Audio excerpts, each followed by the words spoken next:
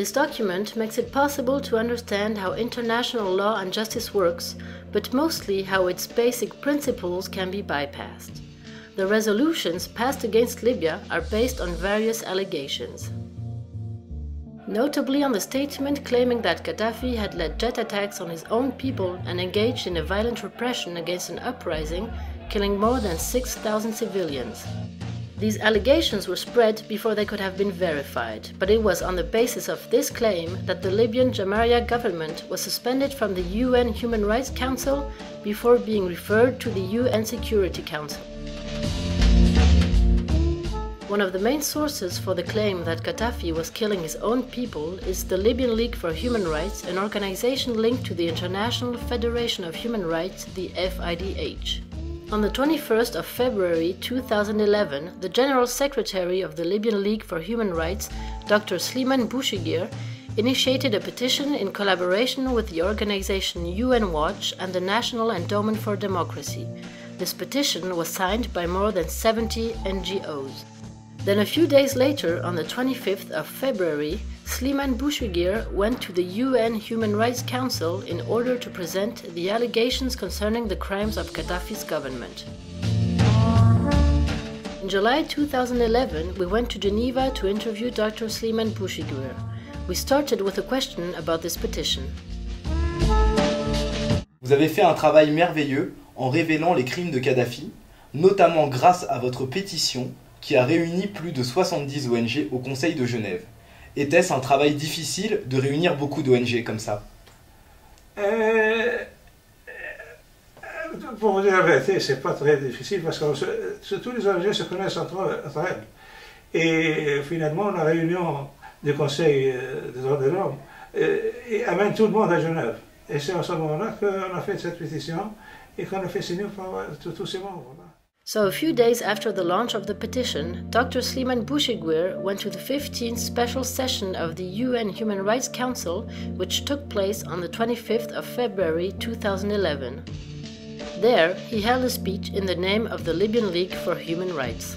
This session led to the suspension of the Libyan Arab Jamahiriya Human Rights Council membership, a decision that took effect a few days later, on the 1st of March, during a UN General Assembly gathering. The fears expressed by FIDH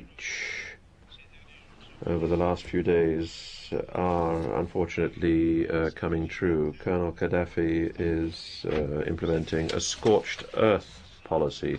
His militia are launching massive systematic attacks on those citizens who have spoken out against the regime and on civilians suspected of opposing the regime, as well as targeting foreigners. These acts may be described as crimes against humanity, as we were reminded by the High Commissioner.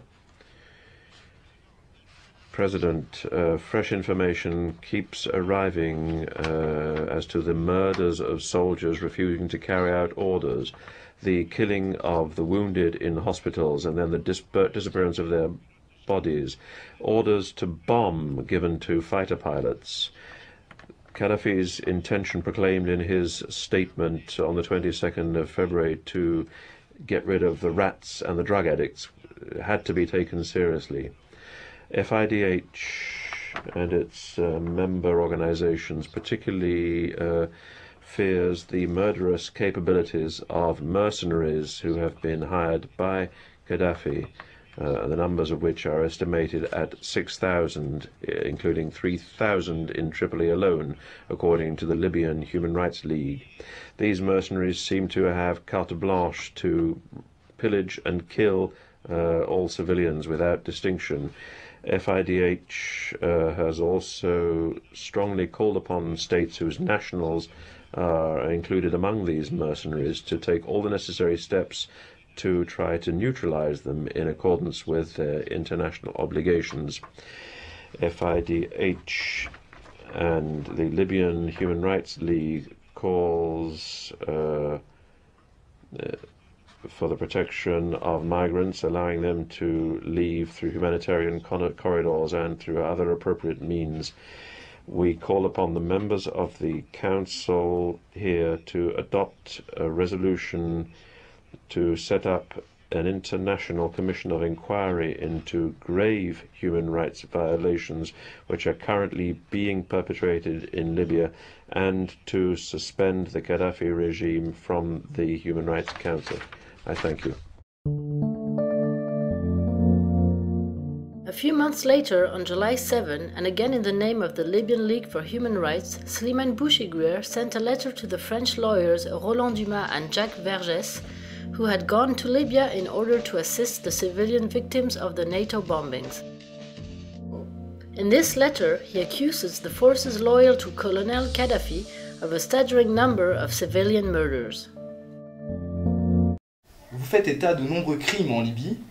Par exemple, au 17 mars, vous faites état de 6 000 morts, 12 000 blessés, 500 disparus, 700 viols et 75 000 réfugiés. Au 31 mai, vous parlez de 18 000 morts, 46 000 blessés, 28 000 disparus, 1600 viols et 150 000 réfugiés. Si nous on se rend en Libye, parce que c'est ce qu'on va faire, qu'est-ce que vous nous conseillez pour réussir à documenter tout ça en fait? Il n'y a aucun moyen. Vous savez, le gouvernement libyen ne donne jamais des informations sur les droits de l'homme, sur les prisonniers, de ceux qui sont été tués, qu'ils tuent. Donc il faut juste faire une évaluation de la chose. Et moi, je n'ai pas pris ça de n'importe qui, j'ai pris ça du Premier ministre libyen, de l'autre côté, donc du Conseil national provisoire. C'est le Premier ministre, monsieur Mahmoud. Oui, maintenant, c'est pas possible. Enfin, le nom du Premier ministre. D'accord, donc vous pourrez... Mahmoud Nourfelli. D'accord. C'est lui qui a déclaré et qui a donné ces chiffres. Moi, je les ai utilisés. Évidemment, il faut prendre sous précaution. D'accord. Donc vous y êtes pris comme ça en fait. Pour collecter ces informations, vous vous êtes adressé directement au CNT. C'est eux qui vous ont fourni ces informations. J'ai reçu ces informations de sa part. D'accord. De la part du Premier ministre. So it seems the man behind these numbers is Mahmoud of the Wafala tribe, Mahmoud Jibril, the number 2 and Prime Minister of the Libyan Transitional Council. However, the numbers one can find in the documents of the International Criminal Court are far different from these figures. Nous avons avec nous les documents de la Cour pénale internationale, qui datent du 27 juin 2011, et dans lequel le procureur... Pardon? Il est poursuivi pour le crime contre l'humanité. Oui, mais par rapport au nombre de victimes, il est seulement fait état de centaines de victimes. Et le procureur général a lui-même dit qu'on ne pouvait pas relier aujourd'hui les viols, par exemple, aux milices de Kadhafi ni aux armées loyalistes. Donc nous, on revient sur cette question-là. Comment nous, on va faire en tant que journalistes pour documenter ça? Parce que si la Cour pénale internationale dit l'inverse de ce qui est dit par le Conseil des droits de l'homme, là, il y a une grosse contradiction. Donc comment vous avez fait, en fait, pour... Est-ce que vous avez remis toute votre... Hein. D'accord. Nous, on connaît même des gens... Les petites filles, des garçons qui étaient venus, des familles, on ne connaît personnellement. Évidemment, ils ne vont pas sortir le dire. Et la Cour pénale internationale, il leur faut des documents officiels et convaincants pour pouvoir se référer à un événement déterminé. Mais pour nous, militaires de l'homme, nous avons des contacts beaucoup plus proches et beaucoup plus directs que la Cour pénale internationale. Moi, j'ai dit tout ça à la Cour pénale internationale aussi. Ils m'ont contacté, je leur ai dit tout ça. Mais eux, ils ne peuvent pas. C'est une cour de justice, ils ne peuvent pas se référer à des choses de bouche à oreille. So to what is the International Criminal Court referring?